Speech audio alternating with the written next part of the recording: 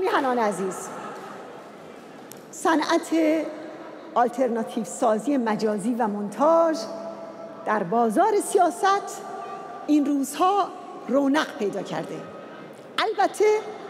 با کپی چسبان که این هم از علائم دوران پایانی این رژیم است. اما مسئله این است که چگونه می‌خواهند این رژیم را زمین بزنند، به خصوص که رود سرخ خون شهیدان به طور تاریخی نه جایی برای سبز شدن ارتجاع آخوندی باقی گذاشته و نه جایی برای ارتجاع سلطنتی.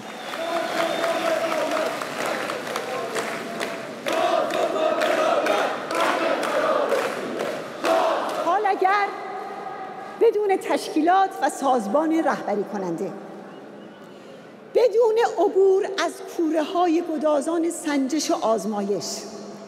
و بدون پرداخت قیمت و فدا و مجاهدت میتوان به کار این رژیم پایان داد،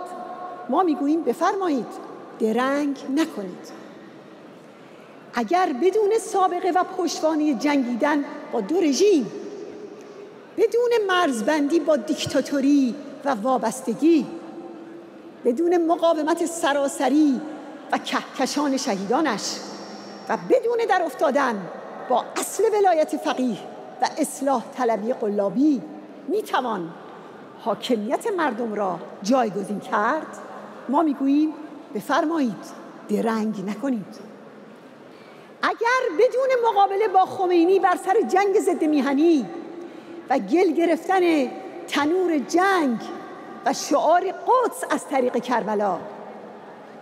بدون تحمیل آتش بس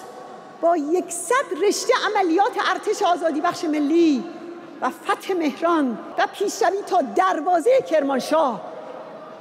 و بدون افشای جهانی برنامه‌ها و تأسیسات اتمی، موشکی، شیمیایی و میکروبی رژیم آخوندی میتوان آخوندها را به زیر کشید، ما میگوییم بله بفرمایید و درنگ نکنید.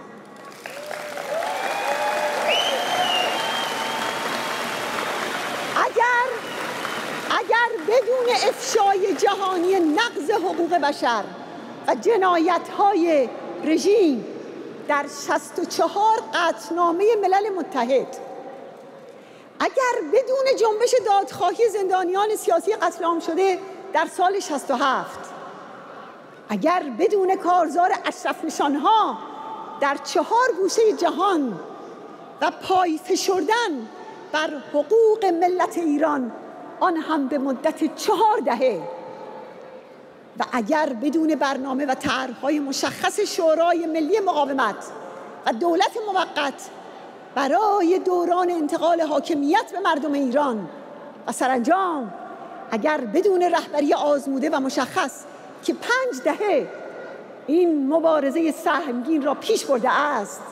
بله اگر بدون اینها میتوان این راه 50 ساله را یک شب طی کرد و صرفاً با رویای حمایت خارجی یک تغییر واقعی در ایران ایجاد کرد،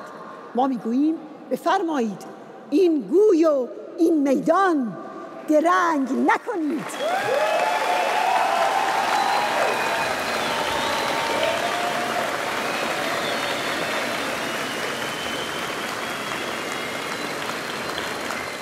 اما اجازه بدین بگم که این خواب و خیال فقط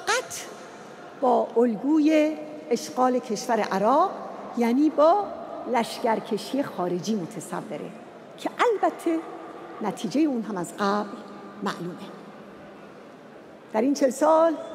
مدعیانی که اهل قیمت دادن نبودند همه شانس خودشون رو آزمودند، ولی واقعیت ها و تجربه ها نشون داد که این رژیم تاریک و سیاه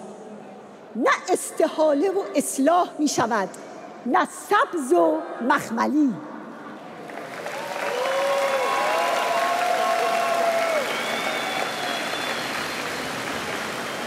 سرنگونی این رژیم لاجرم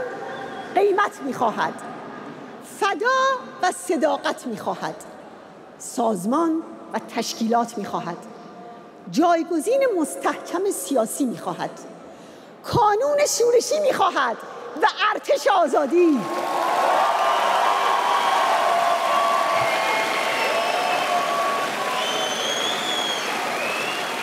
در عین حال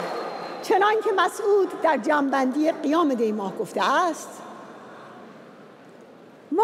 رقیب کسی برای رسیدن به قدرت نیستیم و قطعاً کسی هم رقیب مجاهدین در مسیر صدق و فدا و پرداخت کردن نیست.